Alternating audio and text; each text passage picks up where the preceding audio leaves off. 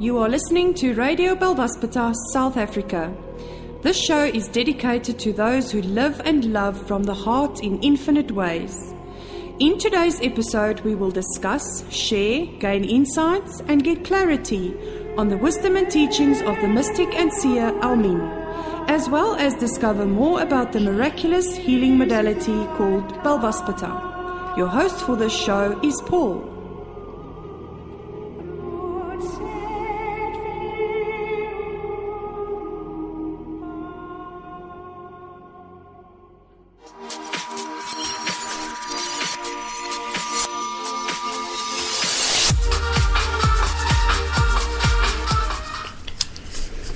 Hello everyone, welcome to Radio Belvaspata, South Africa's show for Thursday the 16th of March 2017. Thank you very much for joining us. Thank you for sharing the hour with us, and we hope today to inspire you in every possible way that we can. And just to let you know that we are all on this journey of ascension together.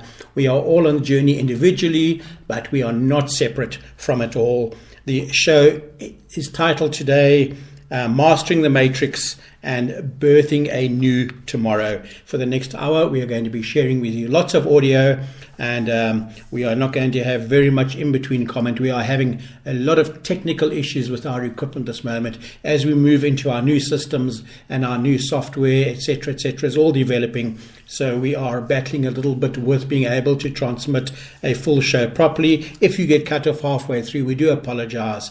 It is just technical issues that we're working with. But yes, take what you like from it, and welcome to Radio Belvaspata, South Africa, living in graciousness in one moment and then stepping into graciousness in the next. That's us. The Seer Almin tells us, with the birth of New Tomorrow, one of her new paintings of light, which has been published online, she says that this moment, dynamically lived, changes all future possibilities.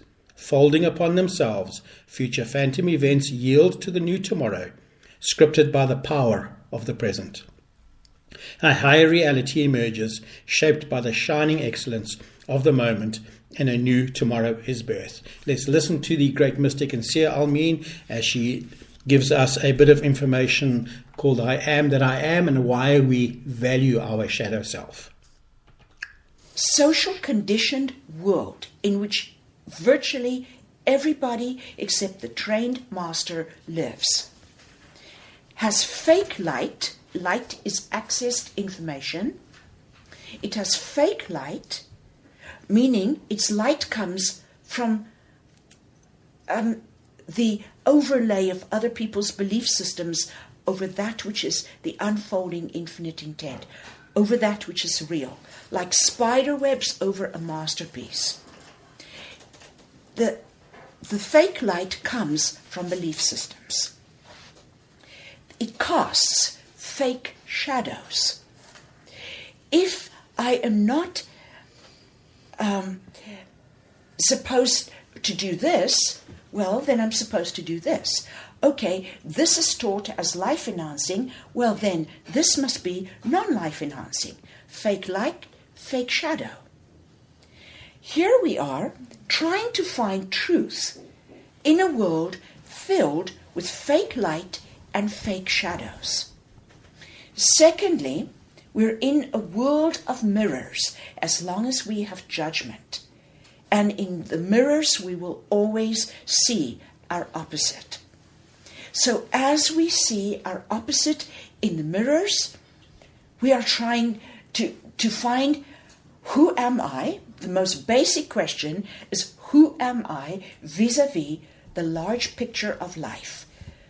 And we look in the mirrors, and everywhere we look, we are seeing that which we're not. Because the mirror is mirroring something opposite, the way it does with a newspaper article. The letters are backwards in the mirror. So it doesn't reveal who we are. The identities given by others are fake light and fake shadow. In addition to this, many of us have actually got altered memories of how the past actually played out. We have given ourselves a fake story. You know, they sometimes make movies about he says, she says.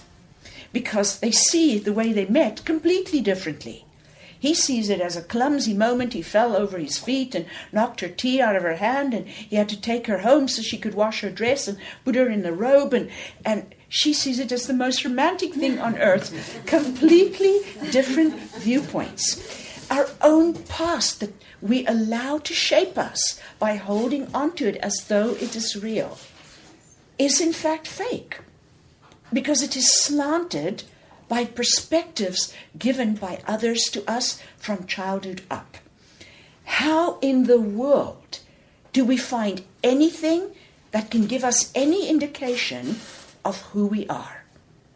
There's one thing that can: your shadow. Your shadow is not a mirror. It's not a fake shadow of someone else's propriety and value system. It is your own shadow that you are observing. It is as real a definition of what you're not, so that you can understand what you are. It is as powerful a way for you to have some inkling of I am that as you ever will have. Because the self, like every other being, is an incomprehensible mystery that you follow. But this is the intuitive reason why we have valued shadow so strongly, because it shows us what we're not.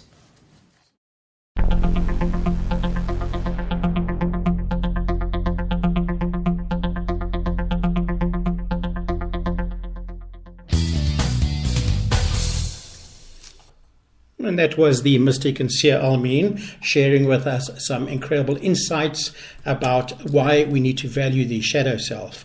Please use the information that we are broadcasting in this show today as inspiration to live in a dynamic way and to honor the power we all have within us to bring instant, powerful change to master the matrix and birth a new tomorrow for ourselves. And I think it's very important that we understand that journey is all about the self and bringing ourselves into incredible states of living in gratitude, living in love, and living in praise. And over the last few months, we have delved quite deeply into the subject matter of living in the ascension attitudes of love and praise and gratitude, and of course surrendered trust as we're going along. So what we now have is just a long class. It's about a half-hour class by this year, Almeen, talking about the ascension attitudes. What I'd like to just share with you right now is that some incredible news has just come in. If you know where Namibia is, and our South African family will know where that is, but if you're in from the Northern Hemisphere, you might not know it, but it is on the southwest coast of South Africa, a separate country called Namibia. Many parts of it are now underwater, and that is desert territory. And I've just made a highlight here, Desert Song, which is one of the beautiful bits of music we've played by Almeen in the recent past, but it's now mainly underwater from all the heavy rains that are going on. So the world is changing, and we are bringing a whole new flow of ourselves and of things as they develop. Let us now listen to this here, Almeen, as we listen to what she has to teach us about the ascension attitudes.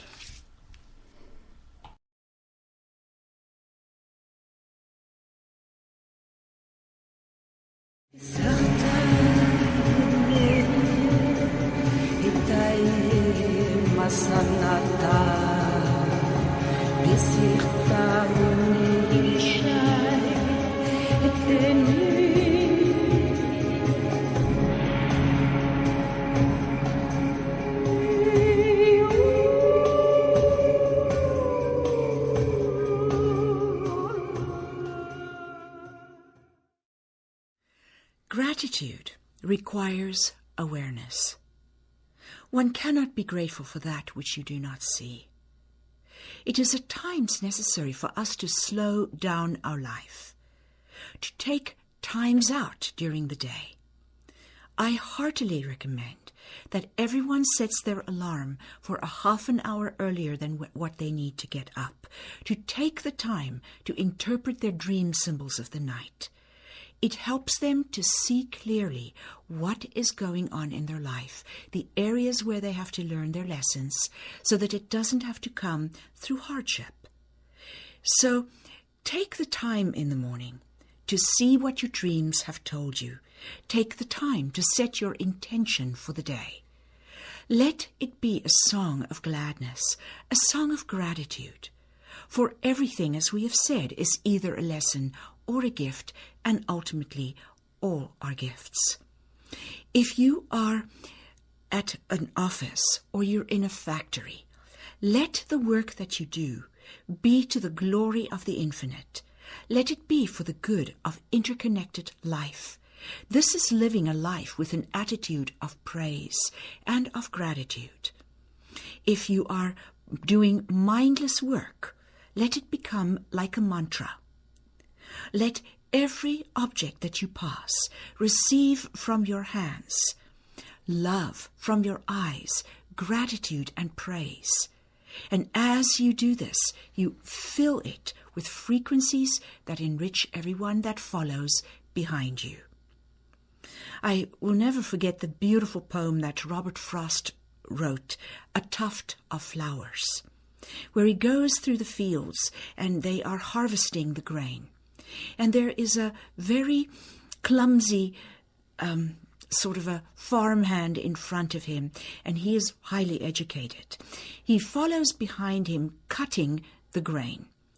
And then he notices that the farmhand leaves a tuft of red poppies standing in the middle of the field that he just couldn't bring himself to cut because they were that beautiful. Love and praise and gratitude, they require awareness, not education. They require a full attention to the moment, not some highfalutin philosophy. They are in the moment. They are not in our thoughts. They come from the hearts.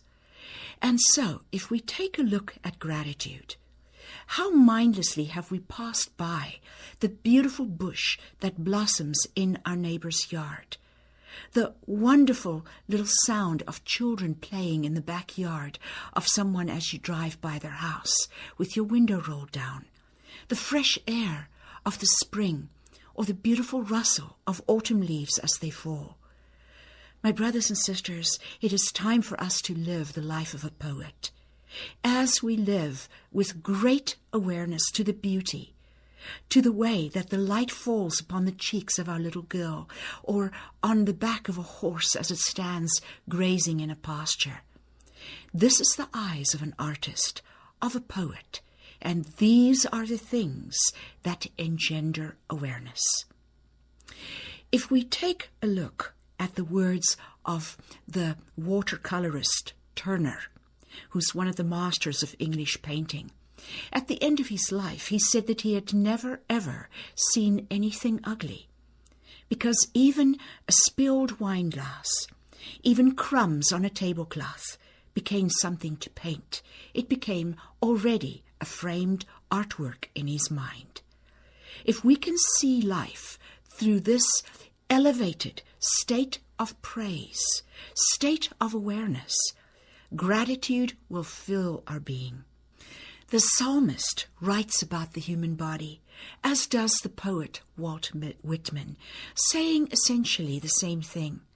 In the psalmist's words, in Psalms in the Old Testament, it says, "For lo, I am fearfully made," meaning that the work of the infinite's hands in creating man is indeed a work of art. Walt Whitman has songs of the self, songs of glory to himself and his own body, and the odors of his body, the hair on his arms, the shape of his hands, the way that his hair curls in his neck.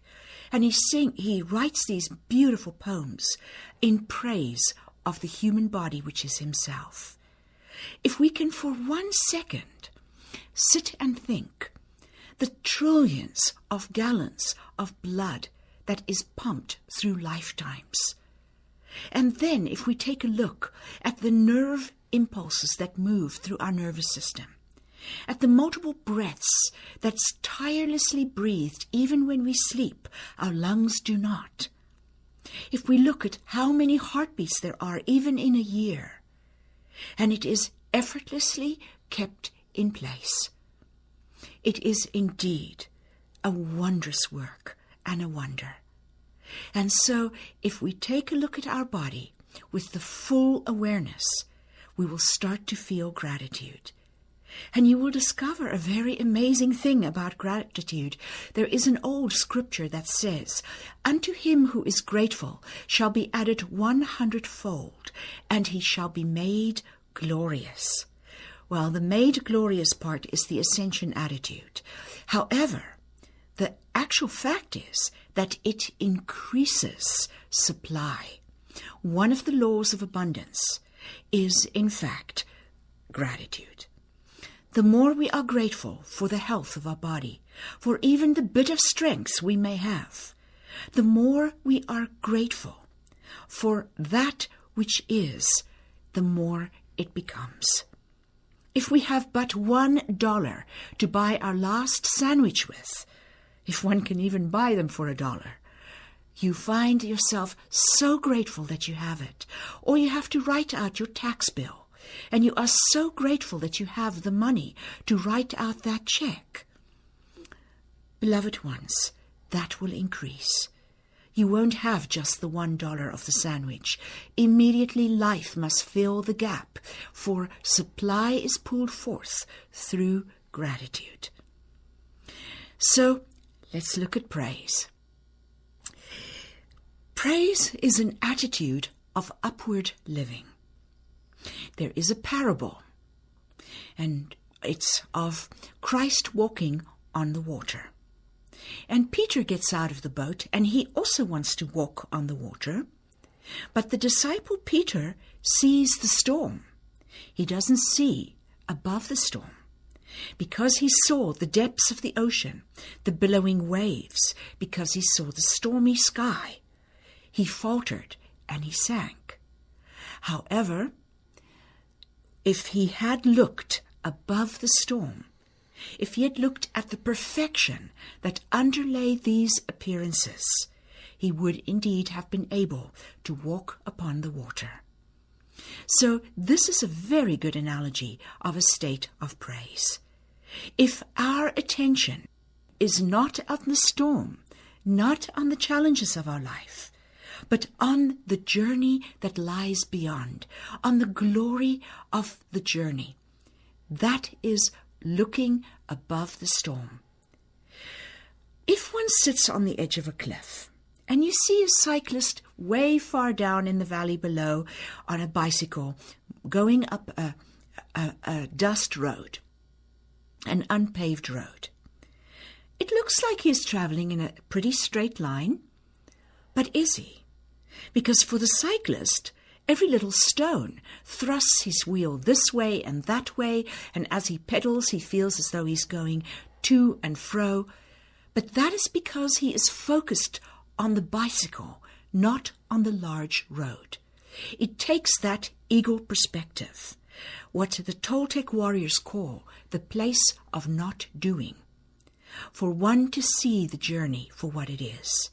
To see that even the vicissitudes of life straighten out when one has your eyes firmly fixed beyond the next horizon. The state of praise. Let it begin by seeking the best in others.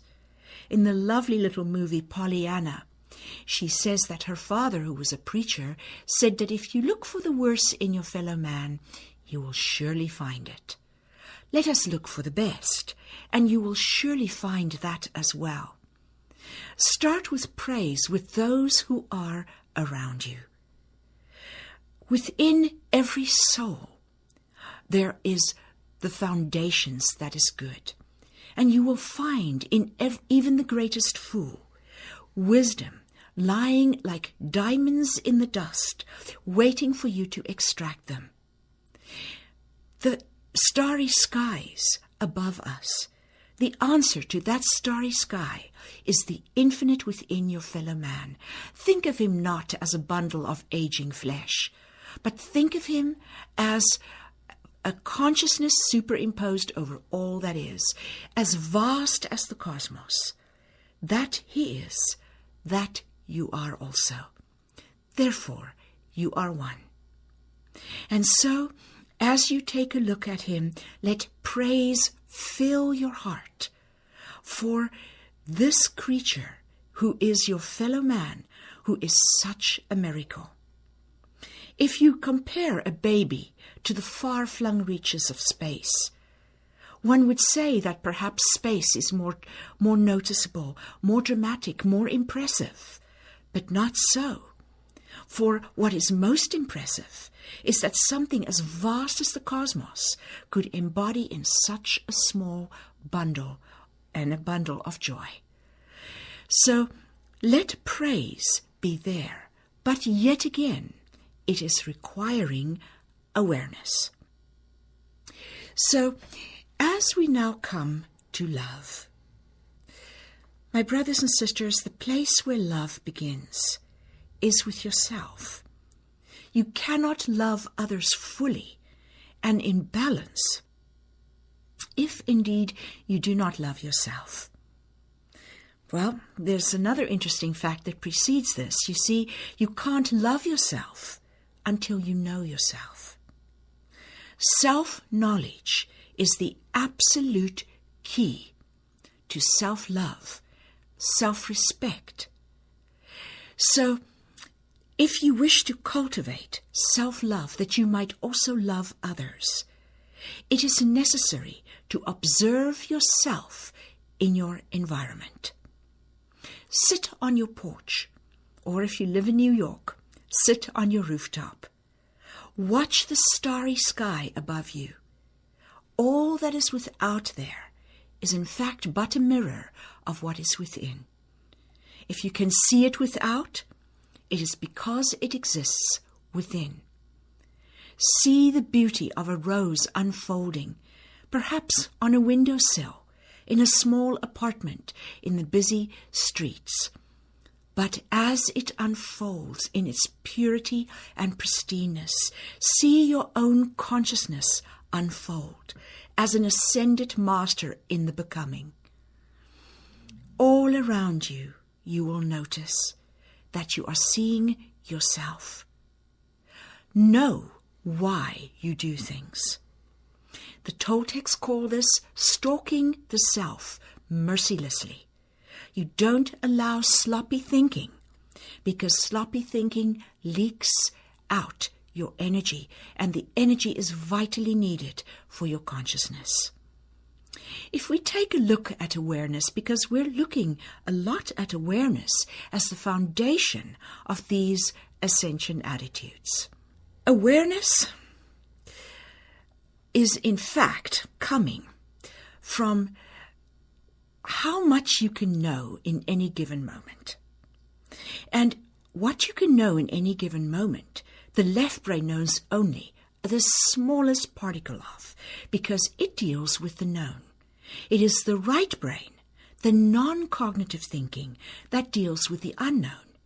And from a human's standpoint, from our vantage point, the vast majority of the cosmos is the unknown. And so the unknown in the cosmos is accessed through right brain. And right brain speaks to us, as we have said, through feelings, non-cognitive information. Now, if you have only got a little bit of energy, which is why we keep equating energy with consciousness, if you have only a little bit of energy, the left brain, in its dialogue, if it is still there, will suck it up. It uses every bit of energy. That is why masters don't have to sleep much. In my own life, I can go for days without sleeping, and I won't even notice that I am tired, unless I have to do something that is very analytical. And even now I'm training myself to do the analytical without analysis. So the point is that as you use up or drain or leak out the necessary energy, then there's not enough energy to access what the right brain knows. And so awareness stays very limited. That's how awareness and energy equates. So, as you live a life and you are aware every moment why you are making the decisions. Do they come from those prison bars of conditioning, the social conditioning that you've received for most of your life? Do they come from the personal labels? Do they come from incorrect feelings because you have not truly eliminated those labels? Where does it come from? To stalk yourself mercilessly is to preserve energy. Act only when it's needed.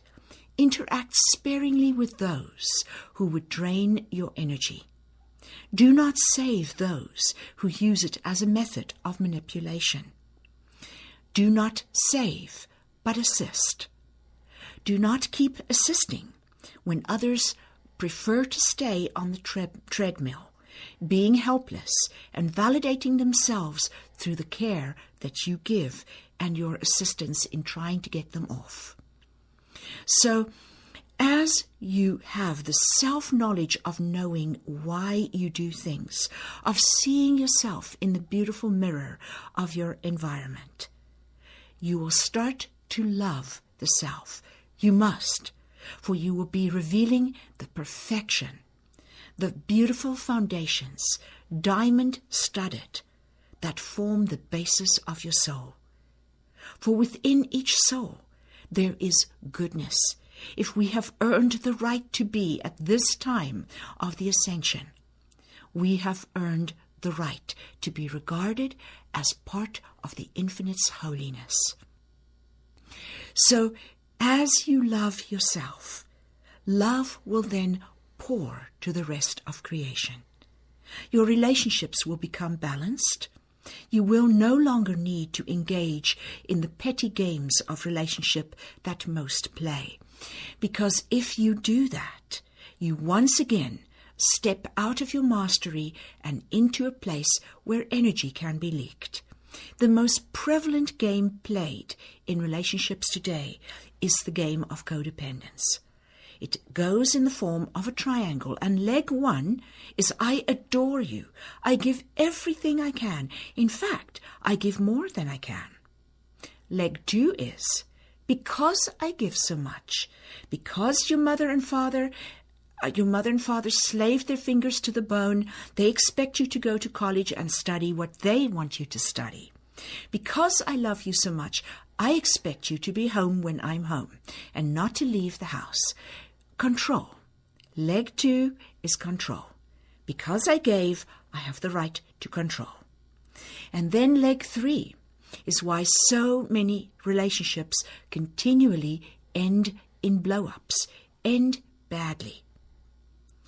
Why won't you let me control you, which normally is phrased in why won't you let me love you? Why won't you let me give to you? Well, because it comes with a price. But no, the person doesn't see that, and then usually they are deeply aggrieved that you will not play the game that they regard as love, but it is in fact codependence. It is not real love. And so, my brothers and sisters, you will not need to engage in that, because you will be in a place where your own love floods your soul. When this happens, and you have love and praise and gratitude, the three central chambers, if you think of the DNA as a petaled flower, 3 petals around a single core, then 7 petals, and then you have 12 petals. And the mathematical formula for our DNA as a master is, in fact, you have the circle in the middle, then you have 3, then you have 7, then you have 12, then you have 20, then you have 33, and then you have 54. So as you live the 3 core ascension attitudes, the 3 central petals come online. Around them are the 7 supporting attitudes, beautiful attitudes, and we have written at length about them in the book Journey to the Heart of God. They've also been written about in the book A Life of Miracles. The 7 supporting attitudes have the ability to work with failure. Native Americans say that a day without failure is a day without growth. It is a day where you haven't stood on the edge of the cliff and flown. Then we have the ability to live in eternal time with full awareness to the moment. Then the third petal is reverence. Reverence for all life. The fourth petal is self-reliance. Self-reliance knows that you are the core, the center of your cosmos, that every action that you do, every thought that you think, affects all in your environment, that you are the only real place within it. And then there is the matter of grace, and the seventh, and then we also go to generosity. And we also have poise. Grace is a beautiful word. Grace is a perfect harmony with the dancing beat of the cosmos. The cosmos plays the music, and you live your life as a dance. It is a beautiful pas de deux. And as you live this beautiful duet of dance with life, your life becomes filled with grace. Grace grows effortlessly.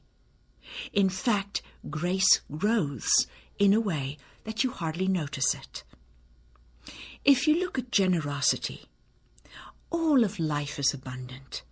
There isn't just one star or one grain of sand or one field flower or one seed on the pine tree or one little sperm in semen.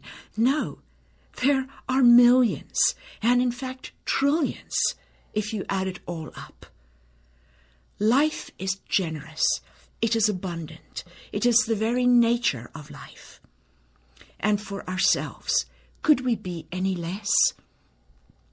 So as we go through generosity, we know that it is not ourselves giving. In fact, I should try and remember the words of the beautiful, beautiful piece written on generosity, on giving, in the book called The Prophet by the Lebanese philosopher and poet Khalil Gibran. And it says, those who hoard when the storehouses are full are like the dogs following the pilgrims to the Holy Land, burying their bones along the way in the trackless sands, never to return that way again. And he who thirsts when the well is full has a thirst that is unquenchable. And he continues to speak about the different ways of generosity. And he says, there are those who give, but they give with pain, and that pain is their reward. And there are those who give with joy, and that joy is their reward. And there are those who give, neither with joy nor with pain, but they give like the apple tree in the orchard, for to withhold is to perish. And there are those who give all they have, and these are the believers in the bounty of life, and their coffers are never empty. And he continues to say that in giving in generosity, we are not to ask whether someone is worthy of our little gift. For he who receives his days and nights from the hands of the Creator is certainly willing and able and worthy to receive from our meager supply. These are the 7 supporting attitudes, ending with the beautiful one of poise, of stillness. The heron, when attacked by a mortal enemy, which is the eagle, stands in perfect poise, stands with his feet apart and awaits this vicious attack that comes at a dizzy speed from heights. It has been observed that he turns his beak skyward, standing in magnificent poise, and that the eagle has at times impaled his breast upon the beak of the heron. It is in poise that our majesty lies. These are the 7 supporting attitudes that open the next row of the 7 chambers of the DNA of mastery. you will find that these 7 supporting attitudes tie one into the other.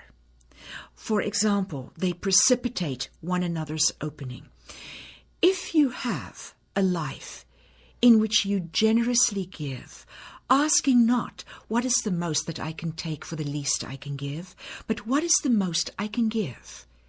If you have the ability to live in the moment, ceasing to strive, in full surrender to life, if you have the ability to live with your own failures, knowing that they are your stepping stones, all these things come together to create a life of poise, a life well lived. Reverence is the hallmark of refinement. Refinement does not come through titles or breeding or family lineages. It doesn't come through the propriety of others. It comes through the infinite love and respect for life. The reverence with which we walk upon the earth, leaving behind us only blessings, leaving behind us that which is enhancing to the interconnectedness of all life. The beautiful Ascended Master Stalking Wolf, who visited me a few times during the early 90s, was in fact always preparing some of the blueberries that he ate into the ground as seeds to grow more blueberry bushes. When he cut down trees and bushes, he was pruning the forest. He knew he was the custodian and the steward of the land. And he did this so that he could walk reverently upon the earth. I can no more spit on the earth, my brothers and sisters, than I can spit in someone's face. The earth is alive. I have spoken to her. She has taught me much. I walk with as much reverence as I can upon the earth. And even the greatest fool in the street may have your next step of wisdom. How do you know? By treating them as though they are masters, by defining all by what they are becoming, not by what they've been. It is in the overcomings of one's life that the greatness of a man is measured. It is in his overcomings of his failures. Do not look at where someone has been. Look at how far they've come, that you may treat them with reverence.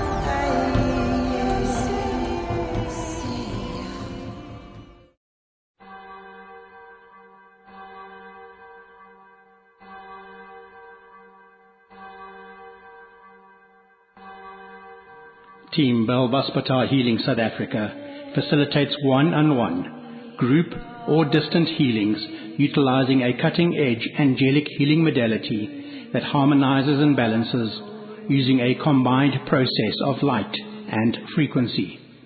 This cosmic healing modality has various protocols available that will assist in the transformation, transmutation and transfiguration of many areas of life.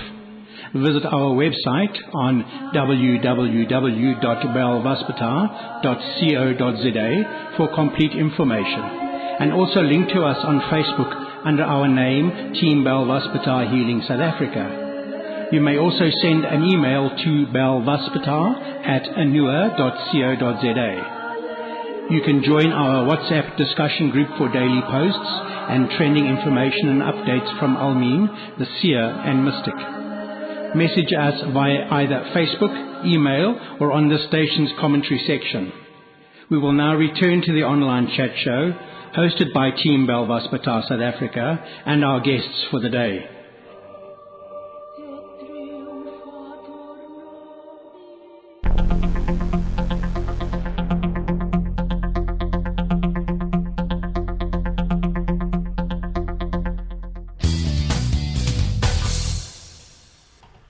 You're back in studio with Radio Belvaspatar South Africa's show for the 16th of March 2017. Thank you for staying with us. There we were listening to a half-hour class on the Ascension Attitudes and the 7 Supporting Attitudes by the great mystic and seer Almin. There she was talking about living in full awareness brings us to a state of gratitude. She says that new life begins when you learn to love yourself through self-knowledge by finding out who you are. And self-knowledge and self-respect are born from this growth of our own consciousness. And we learn to unfold that as we see ourselves in the bigger picture. The cosmic mantra for today is, my will is blended with infinite intent by acting on what inspires me. And that's by the angel Artelrut. Artelrut. Very, very incredible work, because I don't know if you've been noticing this, but for myself, I'm only wanting to do that which inspires me nowadays. The rest of the stuff that no longer may be inspiring me is just a slog, hard work, not wanting to do a tremendous amount of those things, but knowing that one has to and one does it, but certainly no inspiration in it. So life is shifting and changing as we move into a dynamic of living in a state of inspiration. And you remember that as we focus on all of these particular processes, we can't exclude anything. We can't define things as right or wrong. Just create an awareness of a situation and see within yourself where things are being directed and create that particular understanding for yourself without defining things as bad, wrong, right, good, etc., etc. But just applying oneself to living in this aware state of gratitude unfolds a great deal of things for all of us. So have you been noticing the extreme exhaustion? Have you been working with a lot of feelings of stuckness? The last few weeks we've been speaking about dissolving density. So we need to get into some discussion about that as well, because it's very, very pertinent to what we are going on. But there's a lot of lung issues I'm seeing going on. A lot of people complaining about legs, prickling in the legs, needles in the legs and feet, lower back and hip issues and strains. We're definitely, certainly passing through a time of intense density. Of course, I was hesitating there because I nearly said the word destiny, but there you go. Probably an absolute link between all of them. Let's now move on a little bit. And what I'd like us now to listen to and offer us some more inspiration, that we are certainly returning to what may be biblically known as the Garden of Eden. And we are working through a massive shift as we are stepping into higher densities and higher realms, the fourth densities, etc., etc. On this show, we've been highlighting the teachings of the Seer Almin as we move into the state of high magic. And this year really revolves around that theme of establishing ourselves as beings living in high magic. But there is a channel called Magenta Pixie, and we're going to listen to some of the inspiration that she shares with us in terms of that information, just highlighting that what we are experiencing, what we are going through. So while we do this is so that you, the listener, along with all of us, can become aware of the shifts that are going on, that there's nothing wrong in releasing these programs that are holding us back from creating a new definition of who we really are and working with that higher understanding and a developed awareness. So just let's listen to Magenta Pixie as she takes us through into the fourth density shift and the information around that.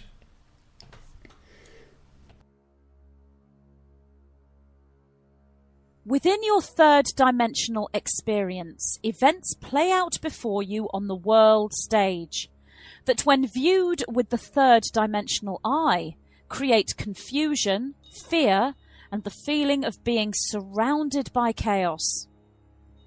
When one views their reality as holding order and structure, yet before them they see disarray and total disorder, this creates what we may refer to as mild trauma. And in some cases, this may manifest as severe trauma, although this is most rare. The third dimensional individual strives for order and control within their lives. They strive for that which makes them feel happy, complete, and whole. Yet the total focus upon separation within the third dimension continually blocks the ability to find happiness, completeness, and wholeness. Yet moments of happiness have indeed been found for those who move away from total immersion within the illusion of separation. Love of family, specifically love of their children and love of their family pets, moves them into a momentary unification leading to the opening of the heart. When third-dimensional individuals see chaos, disintegration and lack of integrity upon the world stage, their confusion moves beyond the question, why is this happening, into, how can this be allowed to happen? This pushes them away from trusting an outside source into trusting self, for that is the only place they can go. They unify with other third-dimensional thinking individuals in the hope they may find answers. This leads them either into fear, or it begins a process of integration of self. The original reasons for the deliberate presentation of chaos on the world stage is exactly for that reason, to push the third-dimensional individuals into integration of self by holding up a mirror, by showing the third-dimensional individuals that which they are not. These original reasons come from the perspective of a much higher dimension than the third, and are intentions that come from extraterrestrial sources, if you will. As the focus for these original reasons moved down the frequencies, the separation between those who need the mirror and those who show the mirror became wider and wider, generating a self-perpetuating cycle of polarization. Third density is now in a state of absolute transformation and is very much in the process of moving into what we would term geological fourth density. This is a crystalline structure rather than a carbon-based structure. The process has propelled your planet Earth into a section of space that energetically creates dimensional transformation within planetary and human structure. Or rather, we could say that the section of space itself has created the process of density realignment or dimensional restructuring.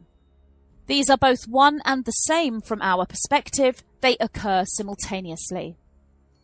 The shifting into the energetic fourth dimension is now well and truly actualized upon your planet.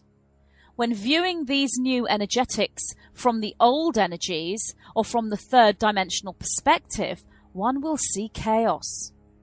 Yet the chaos one sees upon the world stage is not natural and organic, but orchestrated. This may have been appropriate for the third density frequency and the strong polarity needed in order for those who need the mirror to make their choice between a service to others vibration and a service to self vibration. Yet the transformation of density into a much lighter field, if you will, lessens the need for polarity at this intensity. Whilst polarity and polarization is still a feature of your new energetic, your new density, it is not of the same heavy nature of the third dimension. Therefore, now, upon your planet, the call has been put out, reaching critical mass point at your spring or autumn equinox point, March equinox, of a lesser magnetic within the polarity fields upon Earth. The magnetic field, as it raises in frequency, creates a new polarization, much stronger in its unification. The separation is vastly lessened. Therefore, things must come to a head, if you will. Whilst those who function at the higher tiers of the service to self structure are aware of the call, they remain so heavily polarized within the service to self energy that they do all they can to remain within heavy third dimensional polarization in order to construct a negatively polarized reality for themselves. therefore presenting a chaotic picture upon the world stage, delivering what we may term mild trauma to the inhabitants of third density Earth on a wide scale, remains the last clutches, if you will, of a failing structure, whose original intent, balanced though it may have been at its seed point, is no longer needed. It has served its purpose. Whilst the third dimensional individuals are continuously presented with a reality that shatters their own worldview, causing them to struggle to maintain equilibrium, the majority of the fourth and all the fifth dimensional individuals are seeing clearly the truth of the new reality. The fourth dimensional individuals are aware that all is not as it seems, and they may remain within a polarization of viewpoint, although this will be based on a higher form of reasoning within themselves than those within the third dimension. They do not look simply at people or groups of people and their words and actions, or indeed at their falsely presented words and actions. They look at conceptual ideology and use magic, if you will, within their analysis of reality. These individuals are at an advantage to the third dimensional individuals, for they are already embracing the new energetic structure. The fifth dimensional individuals are able to step away from the heavy polarization of the third dimension and look behind the scenes towards the true picture of reality. They see clearly and use a combination of balanced logic and reasoning with high-level intuition. These individuals are the starseeds and light workers amongst you. These individuals are those who answered the call, and they are the neutralization to the original seed of heavy polarization. If the service to self families are here to show you that which you are not, then the service to others' families, and indeed they too are a family, are here to show you that which you are. Those truly embracing fifth dimensional structure do not engage in polarized action, but instead guide you, and stand to catch you when you fall, to heal you when you are suffering, and to find you when you are lost. Indeed, they show you how to catch, heal, and find yourselves. They are the counter move to the original seed of darkness. They are the neutralization of negative energy fields, and they are the equal and opposite reaction to the action. We are aware that those who hear our words are indeed these light workers and starseeds we speak of, although some of you are only just becoming aware of who and what you are. We say to you now, can you see the reality that plays out before you? Do you see the light within humanity who stand for fairness, justice, and honor? Yes, indeed, they operate behind the scenes at the moment, yet they are there, and they are there in strength. What occurs on your planet now is unprecedented, and the crescendo builds on a daily basis as you approach the March equinox date. We say to you now, if you hear our words, give your light to those who stand before you as a beacon of truth within a sea of untruths. We say to you, lend your energies and your powerful frequencies through your hearts and minds to those who appear on the surface to stand alone. We say to you, starseeds of Earth, healers of the Most High, priests of Atlantis, royal princesses and princes of the true bloodline of light. Surround those who are active within the great revealing with your supportive and magical strength through the unconditional love and projection of your expansive DNA fields, so that they may swim through the weeds of entrapment and false projections and find that which is true, so that they may find the core of truth and witness the change before their very eyes. Indeed, so you may swim through the weeds of entrapment and false projections, and find that which is true, so that you may find the core of truth and witness the change before your very eyes. You shall live through this change, this transformation of the ages. It occurs before you now. This moment, the culmination of your incarnation, the very reason you are here, the event you are not only to witness, but to partake within, indeed to lead within. Starseeds, we say to you, you are leaders. It is your very reason for being. We say to you, lead now. For your third dimensional brothers and sisters need you now if they are to bask in the glory of what is to come, as you shall do. Hold their hands and assist them. Lead them into the new golden age and the new planetary density, indeed into the new earth which awaits them.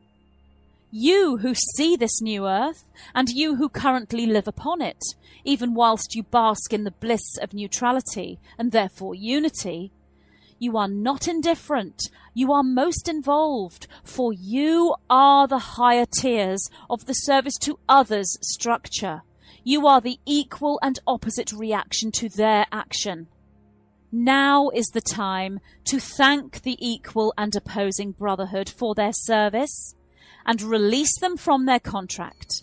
For now, you are ready to move back into the Garden of Eden, armed with the knowledge of creation and the innocence of the original souls. Stand strong, starseeds, stand strong as you deliver the alchemical codes to Earth and humanity, so they may be liberated, realized, and polarized. Embrace the downloads and the upgrades as they pour into your consciousness and activate the memories of all that you are. You are doing so well. Remember your training, starseeds. Hold fast to faith, forgiveness, gratitude, love, knowing and being. For you are liberated, realized and polarized, and your new earth is here and now. We are the white-winged collective consciousness of 9. What is the Matrix? Who are the masters? I, Magenta Pixie, am so very pleased to present my first book, channeled from my guidance system.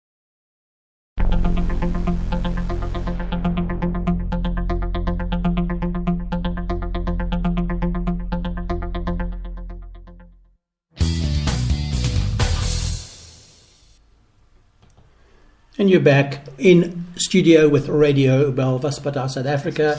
This is your host, Paul, sharing loads of incredible inspiration, information, lots of insights as we look at dissolving density, mastering the matrix, and bringing in the new tomorrow. So that was a channel by the name of Magenta Pixie, and you can find her online if you're interested in some of her teachings.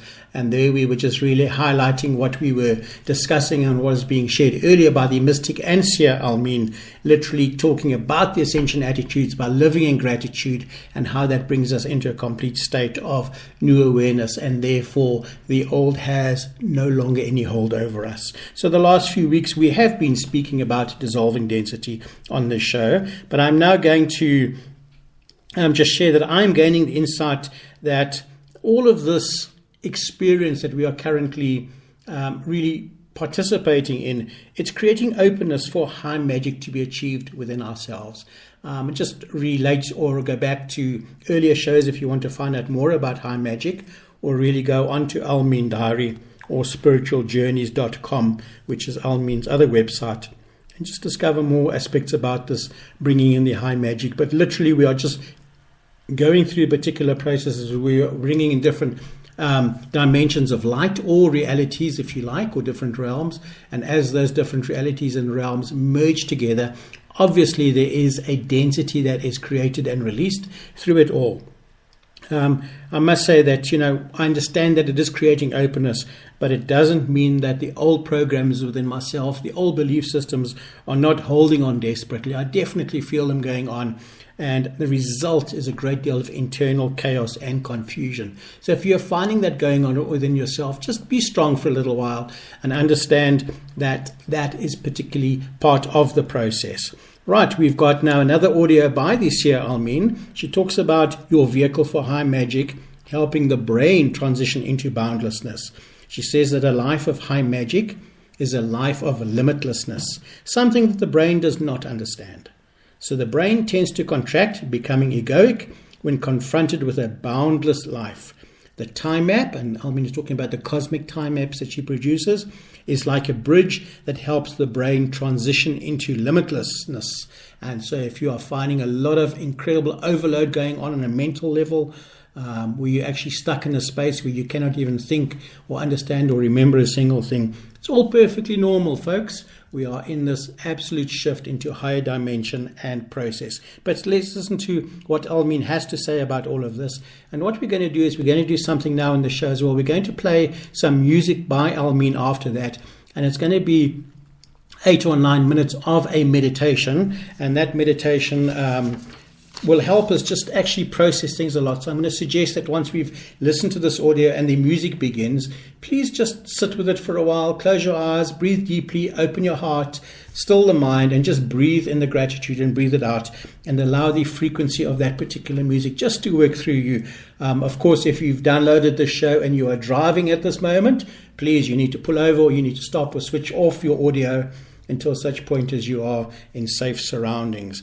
So that meditation is going to be called the Chant of Atonement, and that contains the alphabet of the angels. And of course, when we have an alphabet all being played out in terms of a language, then we have a complete structure coming into place. So this is definitely put into tonight's show to aid us all. And apologies if we are running a little bit later than an hour, but we are having a great time here in studio and we'd like to share that with you. Right, the audio about the time maps being your vehicle for high magic, which helps the brain transition into a state of boundlessness. My beloved brothers and sisters, we will now explain the connection between the time map and a life of high magic more fully. A life of high magic is a life of limitlessness. It is boundless, something that the brain does not understand. So the brain tends to contract, to become egoic when confronted with a boundless life. The time map is like a bridge that helps the brain transition into limitlessness.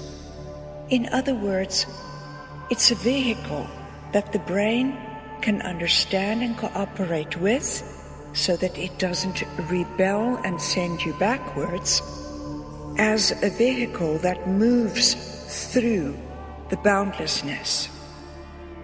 So whenever there is this underlying fear that certainly I confronted as I entered into this stage during its first phase, shall we say. I don't know what lies beyond, but there's definite fear.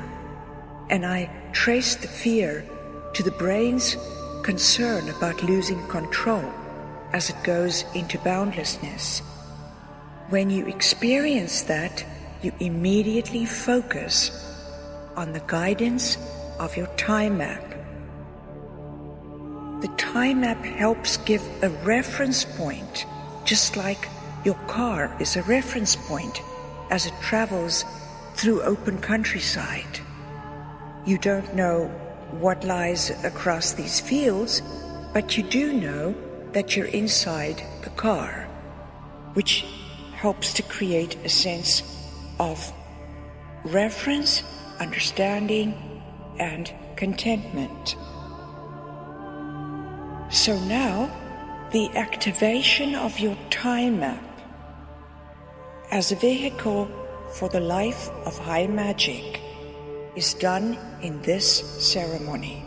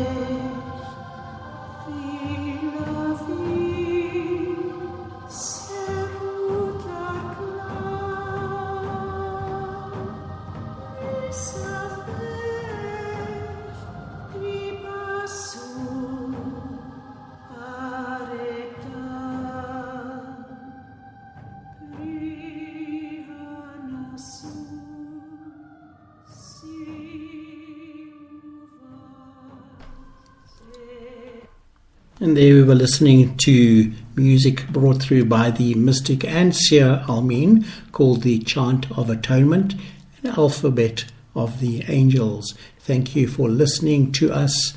Thank you for joining us this evening. We'd just like to share that in next week's show we are going to be discussing about the 7 supporting attitudes. We're going to be bringing information about how we can now grow our own teeth. Yes, indeed, get on that particular plane, and let's see how that's going to go.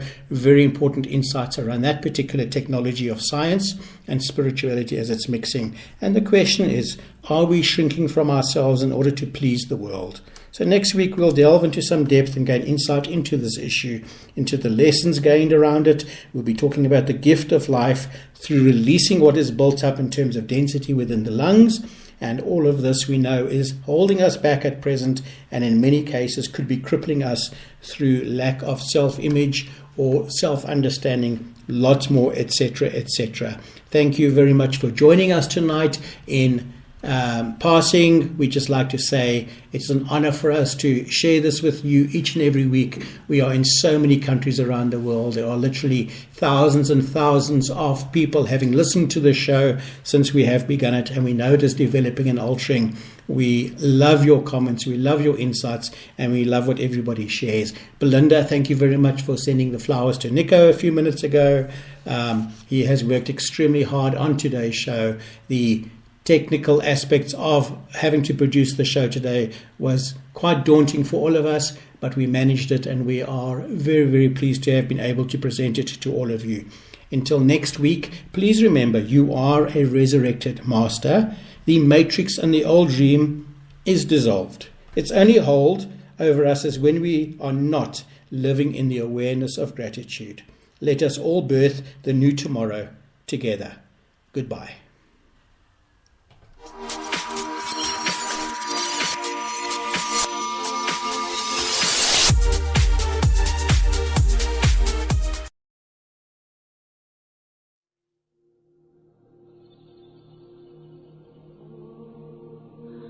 You've been listening to Radio Balbasbata, South Africa. Thank you for listening and sharing in our discussion. Should you have any questions with regards to the healing modality of Balbasbata or have any healing needs, please send us an email to info@balbasbata.co.za or add comments to our page on Spreaker.com so we can work on providing a suitable response. We now close this episode with the eternal ascension qualities of love, praise, gratitude and trust, and look forward to sharing again with you next week. Goodbye.